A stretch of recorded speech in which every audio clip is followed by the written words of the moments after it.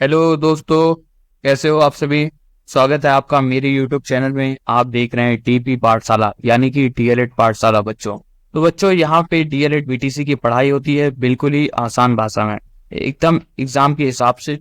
चाहे आप हिंदी मीडियम के हो या फिर इंग्लिश मीडियम के, कोई फर्क नहीं पड़ता बच्चों इससे, क्योंकि हम आपको पढ़ाते हैं हिंदी और इंग्लिश दोनों ही भाषा में, ताकि आपको हर टॉपिक अच्छे से समझ में आए। अगर आप ढूंढ रहे हो कि डीएलएड के सभी विषयों के सटीक, सरल और पूरी तरह से नोट्स आधारित की वीडियोस, तो आप बिल्कुल सही चैनल पे आ गए हो। चैनल को आप सब्सक्राइब कर दें, वीडियो को लाइक कर दें, शेयर करें एक दूसरे को, कमेंट्स कर दें। ठीक है बच्चों, चलो फिर स्टार्ट करते हैं हम लोग आज का लेक्चर। हम लोग पढ़ रहे हैं बीटीसी डीएलएड थर्ड सेमेस्टर का विज्ञान साइंस क्लास। आज हमारी है 15। ठीक है बच्चों, तो आज हम लोग 15th क्लास पढ़ेंगे। और उससे पहले हम लोग रिवाइज कर लेते हैं कि लास्ट क्लास में हमने क्या क्या पढ़ा था, और फिर आगे हम लोग कंटिन्यू करते हैं।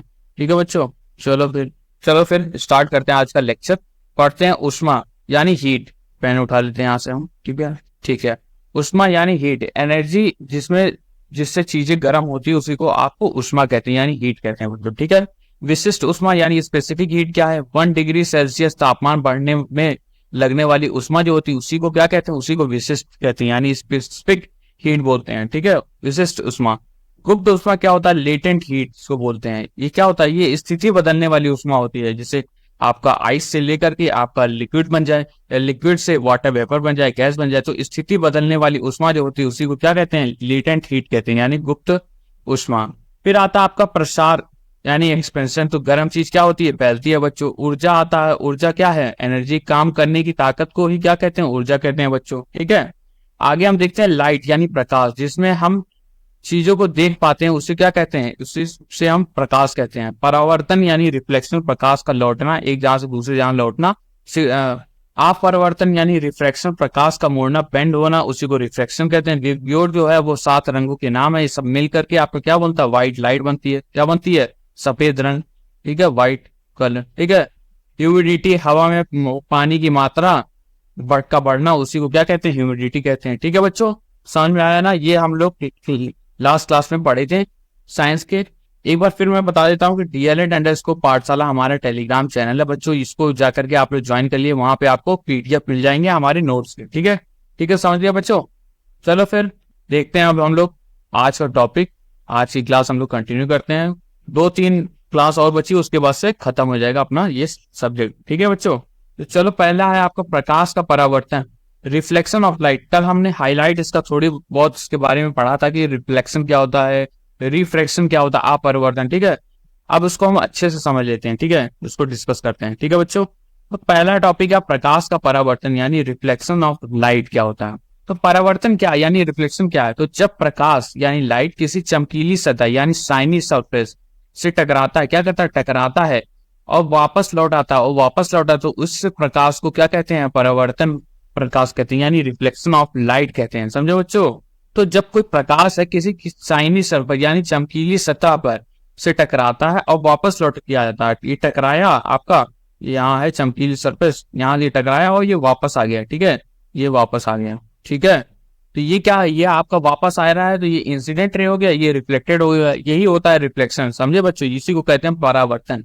तो जैसे जब हम दर्पण यानी मिरर में देखते हैं, क्या करते हैं? मिरर में देखते हैं, आईने में देखते हैं या शीशा में देखते हैं, तो हमारा चेहरा हमें दिखाई देता है। कैसे दिखाई देता है? रिफ्लेक्शन की वजह से बच्चों, या परावर्तन की वजह से होता है। क्या किसकी वजह से? परावर्तन की वजह से होता है। ठीक है बच्चों, समझ में आया ना? अब परावर्तन के नियम देख लेते हैं। लॉ ऑफ रिफ्लेक्शन इंपॉर्टेंट चीज है, ये हमेशा कभी ना कभी पूछा जाता है। ठीक है, लॉ ऑफ रिफ्लेक्शन क्या होता है? आप परावर्तन का नियम, तो पहला आता है आपतित किरण, इंसिडेंट रे जिसको बोलते हैं। फिर दूसरा है आपका परावर्तित किरण यानी रिफ्लेक्टेड रे, ये आपका आपतित किरण है। ठीक है, इंसिडेंट रे जिसको बोलते हैं इंग्लिश में। और दूसरा आपका है परावर्तित किरण है, जिसको रिफ्लेक्टेड रे कहते हैं। और एक आता है अभिलंब यानी नॉर्मल। अब ये बीच में इसके जो होता है ये आपका नॉर्मल हो गया। ठीक है, ये तीनों एक ही प्लेन में, एक ही तल में होते हैं। क्या होते हैं? एक ही तल में होते हैं, एक ही प्लेन में होते हैं। ये समझ में आ गया ना कि आपका इंसिडेंट रे यानी आपत्ति किरण और परावर्तित किरण और अभिलंब तीनों एक ही प्लेन में होता है, एक ही तल में होता है। ठीक है, पहला ये चीज हो गया। दूसरा आप देख लो तो आफ्टन कोण यानी एंगल ऑफ इंसिडेंस हमेशा परावर्तित कोण के बराबर होता है। क्या होता है? एंगल ऑफ इंसिडेंस और एंगल ऑफ परावर्तन कोण यानी एंगल ऑफ रिफ्लेक्शन हमेशा बराबर होता है, मतलब कि angle I is equal to angle R होता है बच्चों। क्या होता है? Angle I is equal to angle R. ठीक है, एंगल आई क्या है आपका?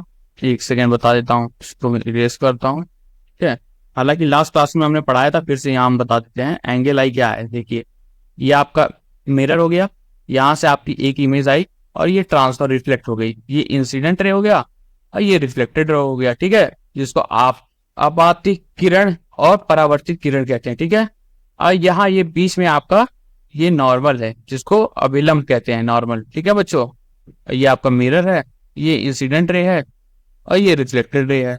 ठीक है, अब इंसिडेंट रे और अभिलंब के बीच में जो एंगल बन रहा है, ये एंगल जो बन रहा है, इसको क्या बोलते हैं? इसको एंगल आई बोलते हैं। क्या बोलते हैं? एंगल आई। ठीक है, हिंदी में इसको क्या बोलते हैं?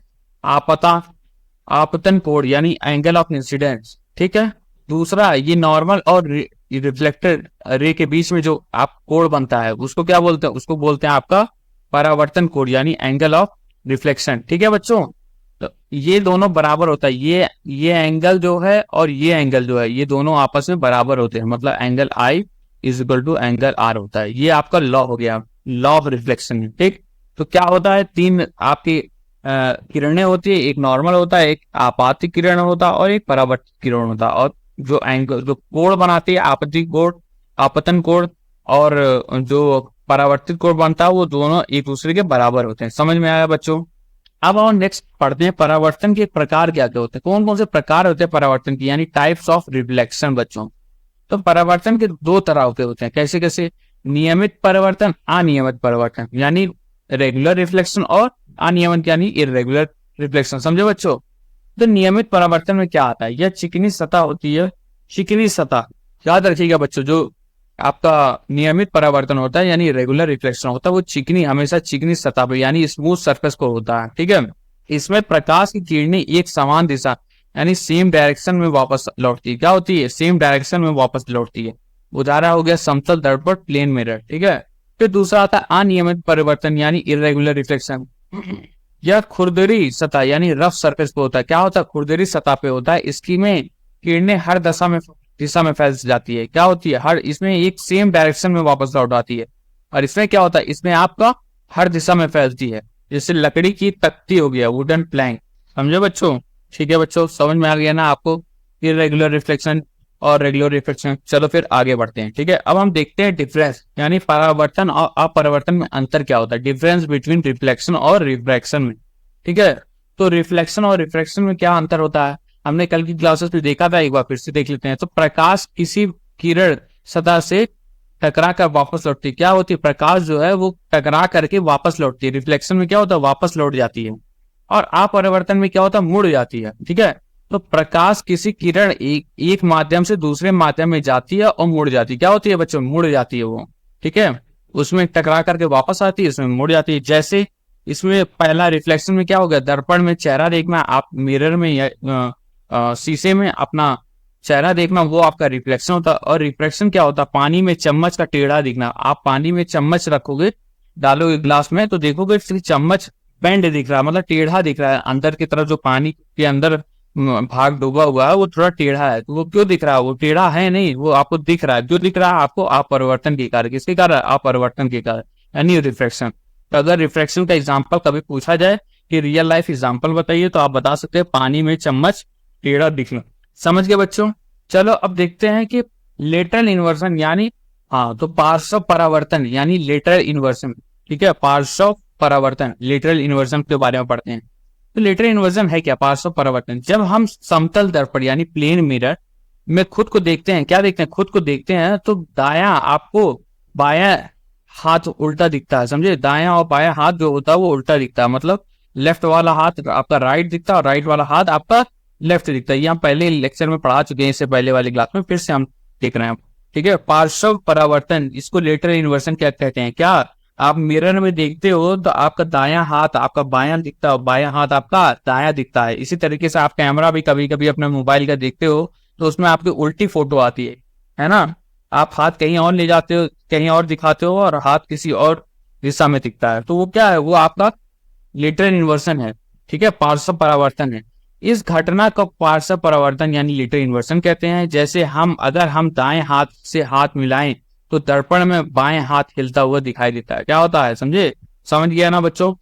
आओ आगे चलते हैं। अब हम पढ़ते हैं प्रकाश का अपरावर्तन। अब हमने रिफ्लेक्शन ऑफ लाइट पढ़ लिया, उसका लॉ भी पढ़ लिया, ठीक है। अब हम अपरावर्तन के बारे में पढ़ेंगे यानी रिफ्रैक्शन ऑफ लाइट के बारे में, और उसके नियम भी देख लेंगे कि लॉ क्या है। तो अपरावर्तन क्या होता है, जब प्रकाश की किरणें एक पारदर्शी माध्यम यानी एक पारदर्शी मतलब ट्रांसपेरेंट माध्यम, मतलब उसको देख सकते हैं, से दूसरे माध्यम में जाती है तो वो क्या होती है, वह मुड़ जाती है।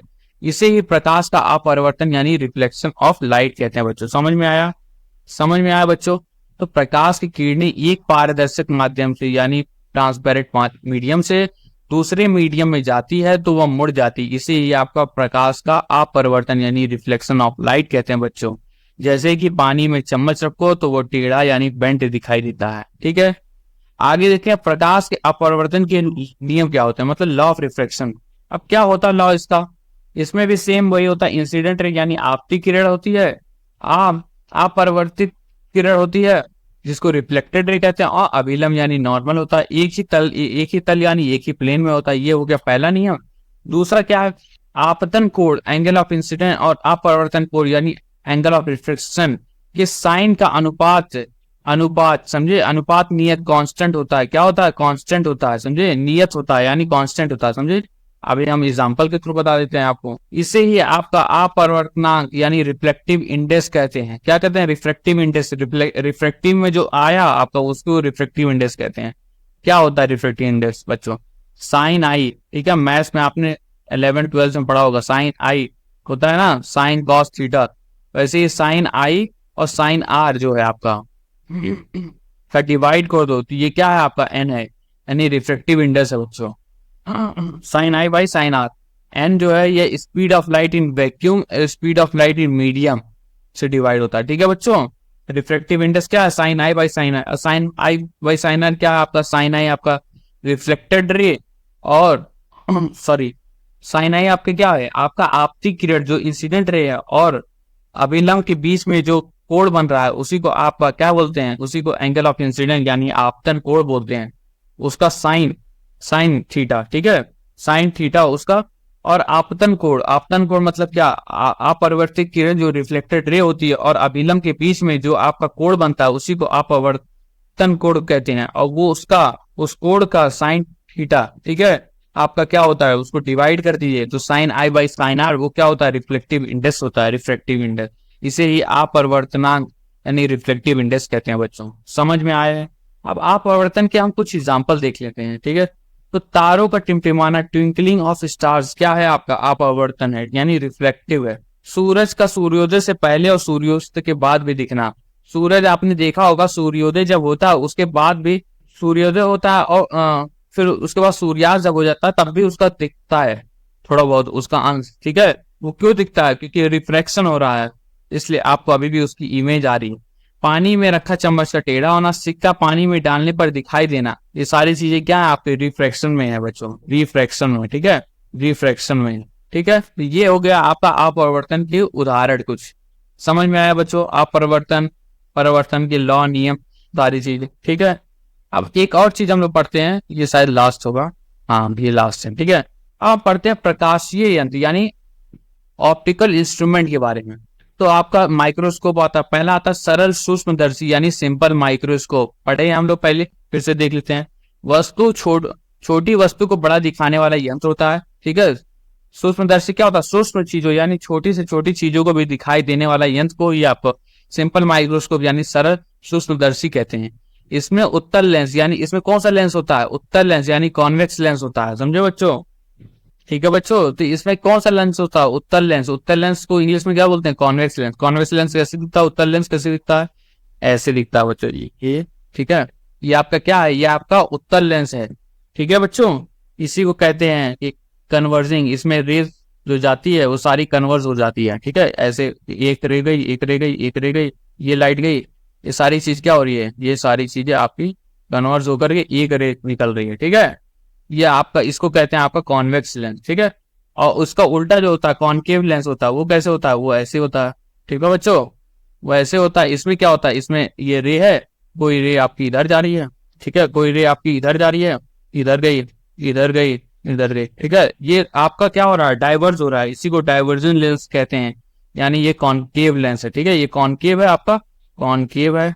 और ये आपका क्या, कॉन्वेक्स लेंस है, ठीक है, कॉन्वेक्स लेंस है बच्चों, जिसको क्या बोलते हैं, आपका उत्तल लेंस बोलते हैं। इसे ही आपको आवधर लेंस यानी मैग्नीफाइंग लेंस भी कहते हैं। क्या बोलते हैं, मैग्नीफाइंग लेंस भी कहते हैं, समझे बच्चों। जो लेंस पे हम लोग देखते हैं जिससे छोटी सी बड़ी बड़ी होती है, दिखाई देती है, उसी को आपको मैग्नीफाइंग लेंस कहा जाता है, ठीक है। ये आपका था क्या, सरल सूक्ष्मदर्शी। सूत्र इसमें क्या है, इसका क्या सूत्र है, मैग्निफिकेशन इज इक्वल टू क्या होता है, प्रतिलंब की लंबाई डिवाइड बाय वस्तु की लंबाई। इतना इंपॉर्टेंट नहीं है लेकिन आप याद रख सकते हैं, प्रतिलंब की लंबाई जो होती है डिवाइड बाय वस्तु की जो लंबाई होती है वही आपकी मैग्निफिकेशन यानी आवर्धन होता है, ठीक है। फिर आता है यौगिक सूक्ष्मदर्शी यानी कंपाउंड माइक्रोस्कोप। कंपाउंड माइक्रोस्कोप क्या होता है, तो इसमें ज्यादा जूम कर सकते हैं, इसको कम, सिंपल वाला छोटे ज्यादा छोटा चीज नहीं देख सकता, लेकिन ये जो सूक्ष्म यौगिक वाला सूक्ष्मदर्शी यानी कंपाउंड माइक्रोस्कोप, ये और भी छोटा और भी दूर तक जूम करता है, समझे, दूर दूर तक जूम करता है, वो काफी ज्यादा दूर एरिया कवर करता है। इसमें दो या दो से ज्यादा लेंस होते हैं, इसमें एक लेंस नहीं होता, इसमें दो या दो से ज्यादा लेंस होते हैं, इसी को कंपाउंड यानी यौगिक सूक्ष्मदर्शी कहते हैं। समझ में आया बच्चों। आशा करता हूँ बच्चों आज की वीडियो आप लोगों को पसंद आई होगी, अच्छी लगी होगी, समझ में आया होगा सारी चीजें। आइए अब हम लोग शॉर्ट नोट डिस्कस कर लेते हैं आज की क्लास में। परावर्तन के बारे में पढ़ा, यानी रिफ्लेक्शन क्या होता है, प्रकाश का वापस लौटना इज इक्वल टू क्या होता है, परावर्तन। अगर आप लोगों को नहीं समझ में आया ये टॉपिक, हमने 2 दिन इस पे खर्च किए हैं, 2 दिन अच्छे से हमने समझाया, अगर नहीं समझ में आया तो आप लोग कमेंट्स में बताइएगा, फिर हम अच्छे से एक पूरी पूरी प्रॉपर क्लास कर देंगे इस पे, इस टॉपिक पे, ठीक है। तो परावर्तन क्या हो गया, प्रकाश का वापस लौटना। अपरिवर्तन क्या हो गया, आपका प्रकाश का मोड़ना, ये आपका अपरिवर्तन होता है। नियमित परावर्तन यानी चिकनी सतह पर एक दिशा में क्या हो, चिकनी सतह पर एक ही दिशा में आपका होता है तो उसको नियमित करते हैं। अनियमित परिवर्तन खुरदरी सतह में होता है और हर दिशा में आपका परिवर्तन करता है, ठीक है। फिर आता है पार्श्व परावर्तन यानी दर्पण में दाएं बाएं बदल जाना, समझे। आपका जो इमेज होता है, फोटो होती है, वो लेफ्ट वाला राइट दिखाता है, राइट वाला लेफ्ट दिखाता है। अपरिवर्तन के नियम क्या होते हैं, sine I by sine R क्या है, कांस्टेंट है, ठीक है। अपरिवर्तन के उदाहरण क्या है, पानी में चम्मच का टेढ़ा दिखना, ये क्या है, अपरिवर्तन के उदाहरण है, ठीक है। सरल सूक्ष्मदर्शी क्या होता है, एक लेंस वाला छोटा यंत्र, एक लेंस वाला जिसमें एक ही लेंस हो, उसी को सरल सूक्ष्मदर्शी कहते हैं। इसमें कौन सा लेंस होता है बच्चों, कॉन्वेक्स लेंस, ठीक है, कॉन्वेक्स लेंस। यौगिक सूक्ष्मदर्शी कई लेंसों वाला बड़े बड़े यंत्र, वो जिसमें कई सारे लेंस होते हैं, इसमें क्या होता है, जूम होता है बहुत ज्यादा, ठीक है, जूम बहुत ज्यादा होता है। फिर ये थी आज की लेक्चर बच्चों। अब कल हम लोग पढ़ेंगे मानव आय के बारे में। आशा करता हूँ आपको वीडियोस पसंद आए होंगे, अच्छे लगे होंगे। हाँ, तो आशा करता हूँ आपको वीडियोस अच्छे लगे होंगे, पसंद आए होंगे। वीडियो को लाइक कर दें, शेयर कर दें, कमेंट कर दें। हमारे टेलीग्राम चैनल DLED पाठशाला को ज्वाइन करें और मिलते हैं हम लोग नेक्स्ट वीडियो में। तब तक के लिए धन्यवाद आप सभी को, thank you so much for joining और सपोर्ट दिखाते रहें आप लोग। चलो बच्चों, मिलते हैं।